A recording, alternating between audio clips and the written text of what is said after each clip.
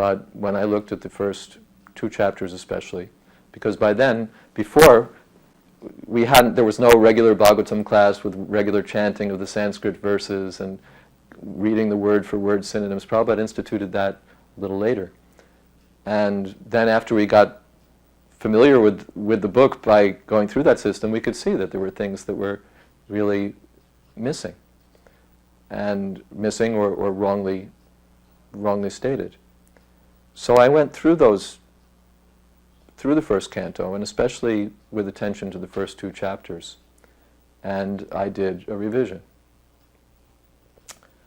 And again, the revision was especially strong on the translations for those 2 chapters. That's where I did the most work. So I typed them up, and I put them in an envelope.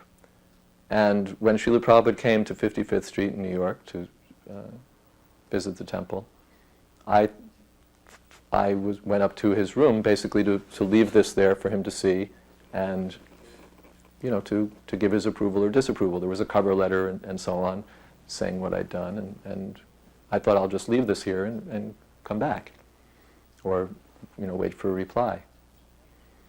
And instead, Srila Prabhupada was sitting right there, and I offered my obeisances, and Prabhupada, I came in basically kind of said what I was there for, and Prabhupada had me start reading them. He had me start reading the translations, the revised ones. So I read, first few verses, 2, 3, 4, and Prabhupada listened quite attentively. And then he stopped me and said, "So, what you have done? What you have done?" I said, "Well, Srila Prabhupada, I went through the verses and revised them, mainly to make them closer to what you have said, what you originally said." Prabhupada said, "What I have said?" And I said, "Yes, Srila Prabhupada." Prabhupada said, "Then it is all right." Sometimes we think that everything Prabhupada said is just all about Krishna, but Prabhupada sometimes talked about other things. He'd talk about British history, and there'd be no apparent connection. One time Prabhupada went on a walk in Central Park in New York City, and I didn't go. And when the devotees came back, I asked them, what did Prabhupada talk about? And the first devotee I asked said, well, he told the story of the Merchant of Venice. And I said, well, what was the point? And he said, he just told the story. So I thought there must have been some point. I went to another devotee who had been on the walk. And what did Prabhupada talk about? He talked about the Merchant of Venice and told the story. Well, what was the point? No, he just told the story. What had happened, there's a statue in Central Park of Daniel Webster, the famous American statesman. And Prabhupada saw the statue and said, "Oh, Daniel has come." There's a line in the Merchant of Venice, a veritable Daniel. So Prabhupada said, "Oh, Daniel has come." And then he started telling the whole story of the Merchant of Venice. And there was no purport, you just told the story, and that was it. So Prabhupada was conversant with English literature, English history, and sometimes he would just talk about these things. That's the prerogative of a pure devotee, to talk about whatever he wants to talk about.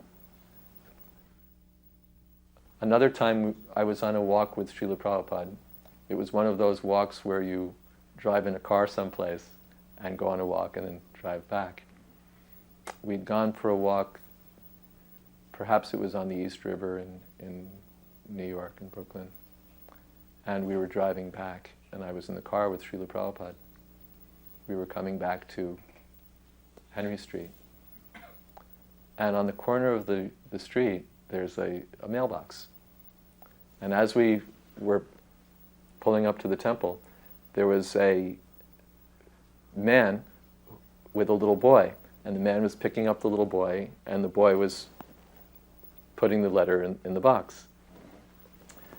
And the whole vignette just lasted for, a few seconds.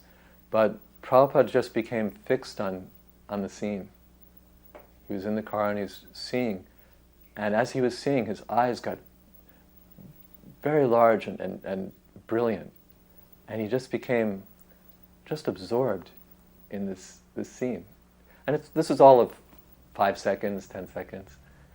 And you could just see that Prabhupada was, nothing else was on his attention. He was just absorbed in this. And I was thinking, well, maybe Prabhupada's remembering something from his childhood in Calcutta or something, maybe.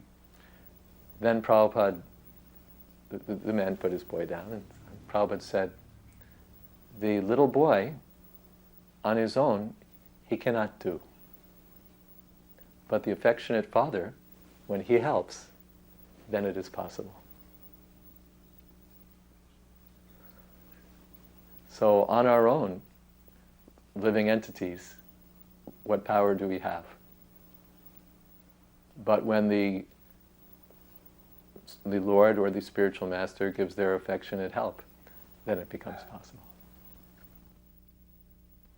In July of 1975, Srila Prabhupada went to San Francisco, I believe for the Ratha Yatra, and I went on one morning walk with him, and Krishnadas was there, who had, as a young boy, had gone to Germany and done a lot of very nice service. And he'd sort of drifted away, and now he'd come to be with Prabhupada on this walk and perhaps revive more of his service spirit. And on that walk, I remember that Srila Prabhupada talked about many subjects. One subject was the feeling of separation from the spiritual master, perhaps Krishna also, but especially he mentioned separation from the spiritual master. Or feelings of separation, anyway, he mentioned. And Krishnadas said to Srila Prabhupada, you must always be feeling separation from your Guru Maharaj. And the question was sort of a prompt. It was a way of saying, Srila Prabhupada, could you speak about your feelings of separation from your Guru Maharaj? And Prabhupada responded, that you do not require. Which was Prabhupada's idiomatic way of saying, none of your business. And then Prabhupada got in his car and went. He didn't say it in a mean way or abrasive way. He just said, that you do not require. I sometimes used to take a break from my stationary editing position and travel, especially with Satsvarup Maharaj and his library party, visiting colleges. And in the course of traveling, I came to Detroit in 1976 in the summer when Srila Prabhupada was there. We deliberately, of course, went there to be with him. And I remember that one time I said to Srila Prabhupada, because we were talking about our service, what we were doing, I said, Srila Prabhupada, it's so difficult to convince the students to give up sense gratification. And Prabhupada said, we do not say give up, but regulate. So in that way he was correcting my understanding and also, I think, giving an indication of how we should present the philosophy. We don't say give up sense gratification, but regulate. Prabhupada had given the example other times that sense gratification is like salt. Too much salt and you can't eat, and too little salt you also can't eat.